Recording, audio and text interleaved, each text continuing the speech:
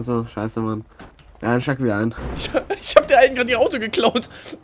Oh mein Gott, das ist ein Admin, steig aus, steig aus, steig aus, steig aus. Entschuldigung.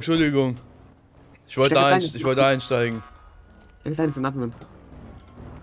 Mal ganz kurz, ne? Bro, du Bitte? Jungs, stehen bleiben. Ja, ich wollte nicht bei dir einsteigen, ich wollte hier einsteigen. Ja, einmal beide aussteigen, bitte. Warum? Habt ihr beide? Ja, ihr habt beide noch geschafft. Ist das euer Auto? Ja, das haben wir auf der Straße Nö, gefunden. Nein, das hat Fahrzeuge, uns die auf der so ein Straße Typ stehen, dürft gefunden. ihr nicht klauen. Mit neuen Bro, das hat uns einen Typ gegeben, keine Ahnung. Hallo, das hat uns einen Typ gegeben. Ich bin bei Das hat uns einen Typ gegeben. Ja, ich würde euch Das jetzt bitten, hat einmal uns so einen zum, random Typ gegeben. also zum normalen Autohof quasi zu fahren, euch da ein Auto zu kaufen, je nachdem. Autohof. Ah, ja, na Aber klar, bitte wir keine wussten das fremden nicht. Autos, ja, bitte keine fremden Autos klauen. Ansonsten muss ich Oh euch mein dafür Gott, Digga, die ist so sanktionieren, ja? gefangen. Ja, das wussten wir nicht, sorry, machen wir. Die machen gar nicht.